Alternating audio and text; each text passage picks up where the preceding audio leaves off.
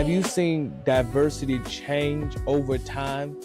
Say in the, what'd you call them? HWIs? HWIs, yes. Have you seen it rather than HBCUs? Because like you said, HBCUs have always accepted everybody. Yes. They've always accepted you no matter your race or ethnic group. Have you seen that change in HBCUs at all? I've seen the change in both. I've seen the change in both in the PWIs and the HBCUs.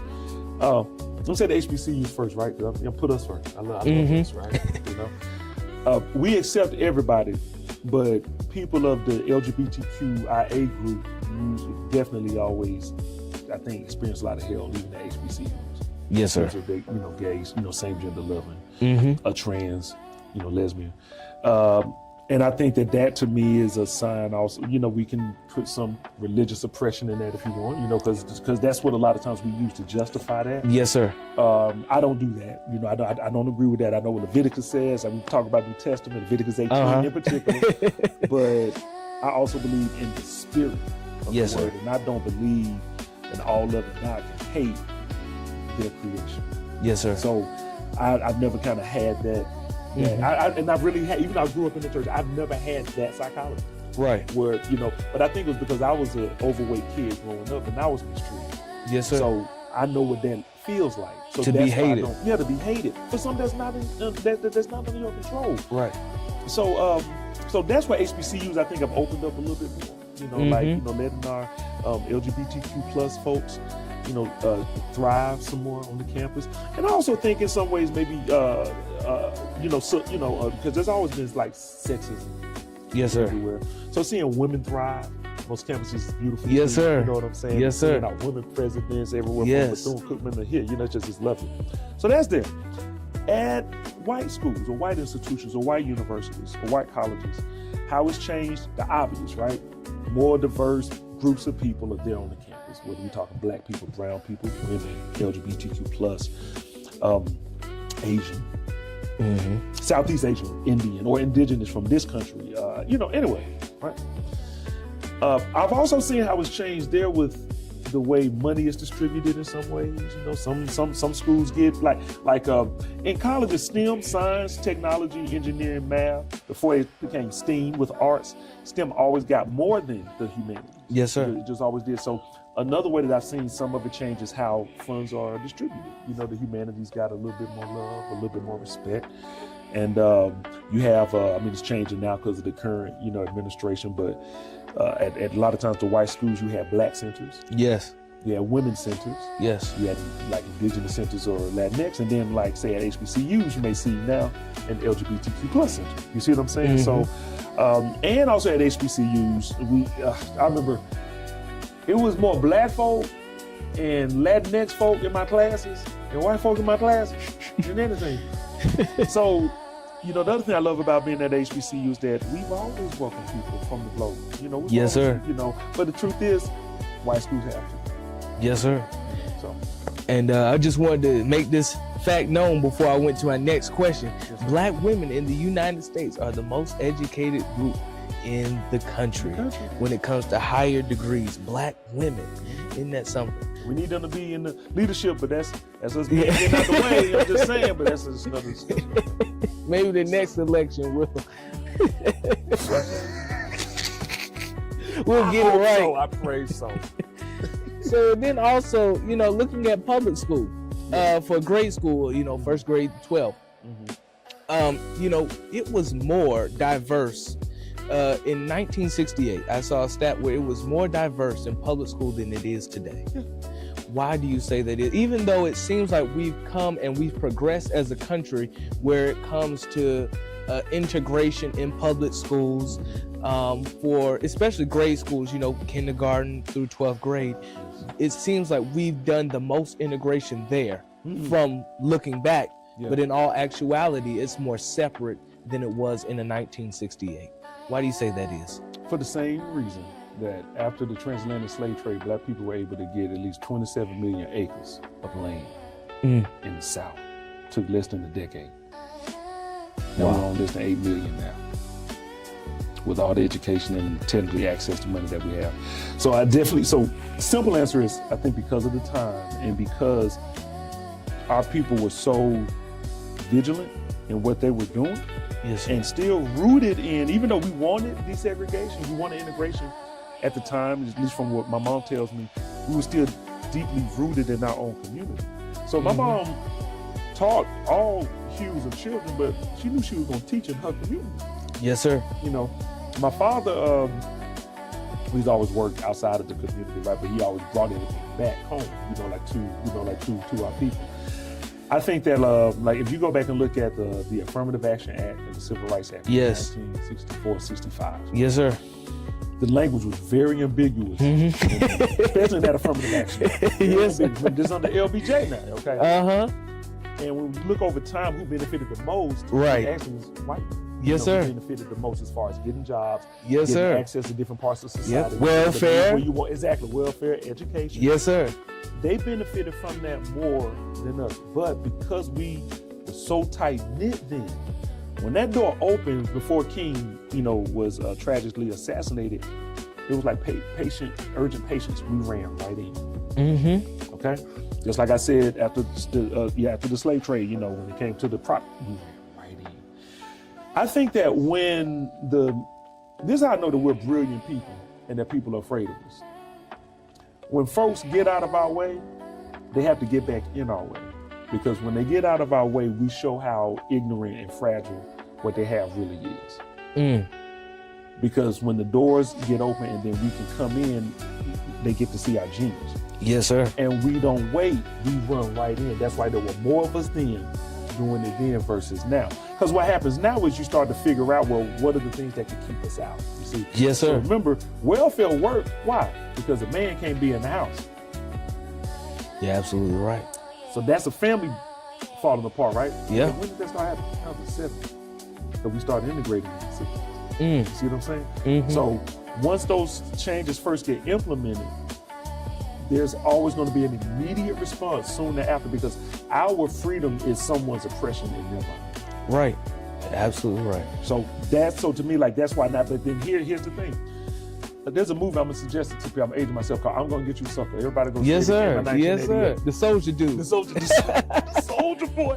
And there was a part when Keenan Ivan Wayans goes into the store and there's a black man and he got black fish and stuff. Yes, sir. And he ends up having a white wife and white children. But that was a jokey part. But the whole point of that was, he said, man, this was supposed to be for the people, because I guess they were like a form of the black, nationalist party. He said, what happened? He said, we got government jobs. He said, what? He said, we went into the sign. We went in there with signs. Mm-hmm. That's, they came out with jobs. With jobs. The allure, which leads to the blindness of access, is also what messed us up. Yes, sir. See, we had our own doctors, hospitals, dentists, bankers, banks. Black Wall Street is better than any Wall Street you've ever seen. That's why they had to destroy it. Yes, sir. That's why they had to run Highway 147 through it in Durham and then claim that as urban renewal to lead to us having RTP. That's why they had to do that. And so this is why it's important for us to learn our knowledge about ourselves with our people, so that it's not about hate, but as James Baldwin would say, it's a righteous rage. Yes, sir. My people been done wrong Yes. in this country. But here's the other thing, people who don't look like me have been done wrong. Mm-hmm. I'm sorry that they made you believe that you were different or better than me, but you're not. Right. We are God's children, we're the same. And I think that that's really why things were like that then. We didn't have as much access, we had each other. Fast forward 60 plus years later, smartphone over here, I can get access to anything. I want convenience, and then if I say, hey man, we need to go march in the cold, I see you when the march is over. Versus back then, we need to go march. You probably wouldn't finish the sentence before they join. Wow. Yeah. Now, this question I often think of dealing with integration and segregation. Did we lose a part of our equity when wanting so desperately to integrate? Yes. Did we lose a part of ourselves and a part of our community, like you said, our own Wall Street, our own buses, our own doctors, our own schools? Did we lose a part of that, that richness that we had in that by deciding so desperately to integrate? Yes. Even King said it in his book, Where We Go From Here, I help integrate my people into a mess. I'm paraphrasing if I'm not quoting. King said that. This before he passed. I even agree with Brother Malcolm X or El Hajj Malik El Shabazz, you know, with how we lost a lot with integration. When he was speaking back then, you know, before he was tragically taken, it was all about empowerment. Yes, sir. You know, it was hard for people to hear it because he wasn't slack jaw. He wasn't backing down. He wasn't popular. You see, and I'm gonna tell you like this. You remind me of him. V1 reminds me of him. Yes, sir. Because what he did is he didn't make any room for failure or for lies. That's really what he did. Righteousness doesn't make room for that. That's right. And that's hard for us because we always, you know, we like satisfaction and feel comfortable. Yes, sir. But that's not what righteousness is. Righteousness is about growth at all times. Comfort only comes when this is over. Mm-hmm. And so we did lose something because we lost some of our independence. Yes, I sir. think we lost some of our own self-belief, self-efficacy. Because before we integrated, like my grandmother and grandfather grew their own food. Mm-hmm. We didn't have to go to the grocery store. Well, if you get rid of that practice of growing your own food, now you got to go to the grocery store. Well, who owns the grocery store? Right. You just lost something. Yep. We had our own remedies for fixing sicknesses and stuff like that. Now who owns Big Farm? Who owns that? And we have to go to them to get whatever they're putting in it. And we can't even pronounce what it is. And the thing that's really bad, you know, Reverend Peebles, is that now we also don't even listen to ourselves or our people who have this knowledge. Yes, sir. You see? Yeah. And so we did lose a lot. But it was, at least in my opinion, it was unintentional. You know, we didn't mean to. Now, did we gain something? Yes. I think we gained access to what other people were doing. I think we were able to show how great we were in many ways. But did we lose something? You always sacrifice something when you go to play on someone else's field and they don't try to come and play on yours. Yes, sir. Because my father was sent to a white school. Now, there was some busing of whites to blacks. You know, that happened. So I'm speaking in general. You don't hear about whites being bused to black schools. Never. Why is that? You got our Latinx brothers and sisters or Hispanic or just brown, you know, who come here, right? They come here and now they're in schools where they only speak one language. Keep in mind, still to this day, the United States doesn't have an official language, actually. You're right. You're right. Other countries do. English is legal in Ghana to speak. Technically not here. But you got to come here and get rid of their tongue. You integrate, you lose something. So, yeah. Yes, sir. And now I want to move on to you pastoring a church on NC State's campus for 4 years. Yes, sir. And we look at our churches today, we still have the prominent black church. But now we have this new sense of church where it's definitely integrated, but it's more of a hipper vibe, you know, where you see it in the dress and they're in like these arenas, it seems like, instead of a formal church. And the younger generations are going after that. It seems like they are more focused on Jesus rather than religion. And, but also in the same sense, I feel like the black church still holds its value in a sense as well, for sure, just because of the historical prominence that it's had.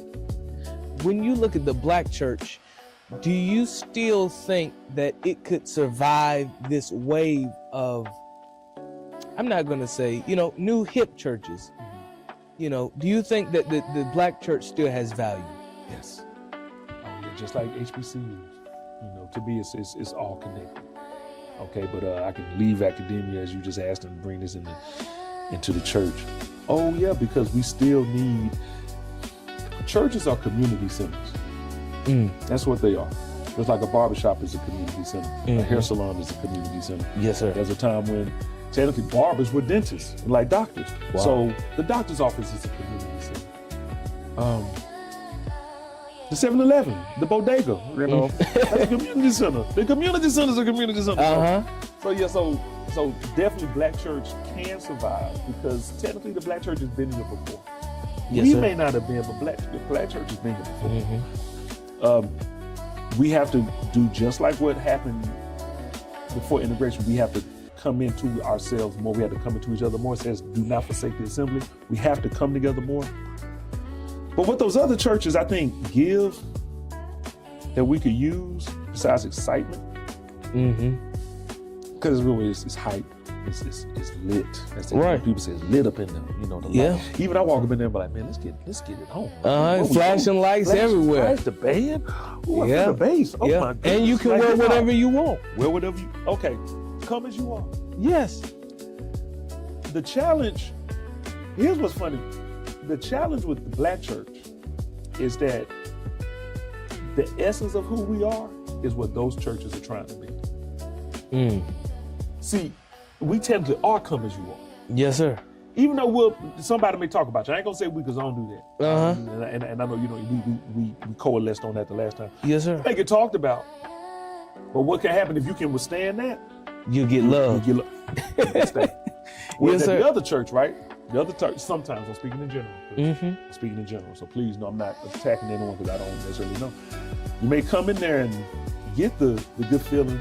So yeah, this good. But there's something that you're probably gonna be missing. At some point it'll hit, especially if you're a black or brown person in that space. Yes, You're gonna start feeling funny because you're not reflecting. As much of God as you see up in there, you don't see blackness up in there. Right. Right. You don't see brownness up in there. Not like that, not where that's controlling the culture of the church. Yes, You sir. understand what I'm saying? Uh-huh. And because I believe that that's important. You know, that's why when people say Jesus is black or white, that's not an important question. Oh, yes, it is. Yes, sir. Because the way that people see the Savior and attribute themselves to the Savior is how they see and treat themselves. So if you don't see yourself reflected in there, truth is you really don't believe that you're supposed to go to psychological. You may not get it at first, but at some point you just will, because it's not yours, it's not you. But we know that that's not true. I think that our churches will thrive more when we get back to that. You know, yes, like sir. We kind of let go of some of the traditional things that make it difficult for people to feel comfortable in church. You know, like I believe children have their place, but I don't believe that children are to be seen and not heard. Yes, sir. I don't believe that. You know, that's not in the Bible. Jesus didn't say that, so then why are we doing that? Right. But if we understood where that comes from, that's about safety. Yes, sir. That's not about oppression. It just went on too long. Children were in danger. They opened their mouth and people could, they could trick them, manipulate them. So hush, let them only come talk to me, but not this oppressive, don't you say anything at all. You see? Yeah. So that's the kind of thing that I think that we need to do. We need to go back and uncover and reprogram ourselves in the love of God. Yes, sir. And then I think that we will then either do some different things, like I love, like when I come here to the Duffin and see how the youth ministers preach, like y'all preach here like 70-year-olds, in the sense of the knowledge is there, the love is there, the power is there, the spirit is there. We need more of that. Yes, sir. When I was a kid, I was a youth minister. We need that. We need to celebrate that. We need to holler. We need to yell that from the top of the mountains. At the same time, we need to, but I'll tell you, the reason why I say that about young people is because I think what's happening in the black church is some of the old traditional elder ways of doing it is what's kind of continuing on, and that's what's dying out. I don't think that is not valuable. Right. I just think that that's why I said what I said about a child to be seen and not heard. We need to go back and unpack that. What does that mean? Because what you're saying is not what it means. Right. If you see me, you should hear me. I'm God's creation. Why would you not listen to me? Yes, sir. And if I'm a representation of heaven, which the Old Testament say that about children, then why would you not listen to me? Yes, sir. Baby, why would you not? You see? Yeah. So the last thing I said, I know I'm just long-winded. Thank y'all. Thank you for listening, and those who are here, filming. I think we need to get back into getting into the Bible. Because I think church culture is what's messing us up. Yes, sir. Versus, that's why I think we need to know what Jesus did. We need to talk about that versus just professing what Paul says. Paul wasn't Jesus. Moses wasn't either. So what did Jesus actually do? Right. So that's just my opinion. What do I know? But and then also I think I've heard from a lot of younger African American Christians that the black church is racist, and I don't believe that, because the black church wasn't the one who separated from the white churches. That's true. The white churches separated and oppressed the black churches. That's true. Just in 2015, a little over a decade ago, it was in South Carolina where a white male walked into a black church and killed 9 people. It wasn't, too long ago where our great-great-great-great-grandparents were given slave Bibles. And where our Greek homiletics were, and the Lord, when preaching came about, that wasn't just because it was exciting, because we had some homiletical gift, but it was a secret code and a secret rite of passage that only the slaves could understand. Because while Master was thinking we're singing songs, we're giving them true and living word. Yes, sir. But it just sounds like we're singing a song because it's an internalized message that's been stamped upon our culture. Mm-hmm. And that's why the black church has its value too. Yeah. It's something about where you hear a preacher and an organ go back and forth. Oh man. There's something about where you hear the soprano, alto, and tenor. It's something about where you even see that rude usher on the door. It's something internalized in us that gets empowerment off of that. And like you said, seeing our own representation. Yes, sir. Yes, sir. It's a beautiful thing. We got to see the value and call it beautiful. Yes, sir. Like the way that we're even everything we said up here, we haven't demeaned or denigrated anything about the church. No. We have talked about some challenging parts of it, but yes, sir. We haven't demeaned it. Just like what I was saying about, I don't think young people should be not treated with respect, but I don't think elders should not be treated with respect either. Yes, sir. What I'm saying? Like, it's not a thing. I don't think a black person should be seen as different, but I don't think a white person should be seen as different either. And I think that the black church, that's why I said the essence, I think the spirit of the black church will survive. It will thrive. Yes, sir. And because of people like you. For these folks over here, Amen. What I'm saying? People who are willing to put themselves on the line, do something different, not take the path, don't take the path of least resistance. Take the path that has a lot of resistance. The path that it's not easy. And I think that our church has to get back to that, because that's really why we thrive. We thrive because the spirit was real. We had to believe in God. Yes, sir. In this country. Yes, seriously. We had to come to church to feel safe and to learn from each other, because, like I said, that was the community center. That's where the civil rights movement was created. The church. In church, Yes, sir. You really think about it, even the black movements, like Nation of Islam, yes, sir. they quote the Bible. Yes, Black sir. Panther, that stuff was created in black churches. SNCC, NCF, that was created in the black. So, yeah, we're gonna make it. We just have to learn not to think the grass is greener just because the lights are brighter. And I think that the service is better just because the people decided to wear sweaters and versus suits. Yes, sir. And yes, I love having an hour service. Get me out of there. But something that I do miss? Testimony time. Yes, sir. You only gonna get that in the black church. That's it. Where people actually tell you what God did. Come on. What God did, or when God did. Yes, sir. Or where God did. And maybe even why God did it, Yeah. But definitely the how it happened. And you just don't get that, I think, in other places. So yeah, I know that we're gonna do it. I just don't know. I always say this: the meek shall inherit the earth. The Bible says that, but I don't know the conditions of being. That's something I can say. Yes, sir. Now, with the church being the stomping ground and the original place where all of this black excellence has kind of originated from, all of our culture in America, all of our civil rights activism has all come from the black church. I'd say, where do you see us as African Americans in today's America? When it comes to diversity, where you see our current administration, where you see ICE raids going on, where do you not only see the black person in America, but the ethnic groups, the minorities in America, especially under an administration like this? That's okay. That's the heaviest question this whole conversation. That's a heavy question. I think if you want to believe that everybody wants you to succeed, you messed up right now in this country. You messed up, because the reality is that that's not the reality. That there are people who don't want you and me to do well. They don't want our community to do well. They don't want they don't want our neighborhoods to thrive. They don't want our schools to do well. Hold on, though. When you know about capitalism, yes, sir. even black people owned slaves during the slave trade. That's what a lot of people don't realize. Mm-hmm. Indigenous people helped with the slave trade, but black people also helped in hurting them, buffalo soldiers, and indigenous people. So whenever you don't love yourself and then you try to take on someone else has, you might take on their behavior too. So I think that where we are right now, we are at a point where reprogramming needs to start if it hadn't started right now. Meaning, we need to not stop asking the question, not you. Yes, sir. I'm saying in general, I ain't talking to you.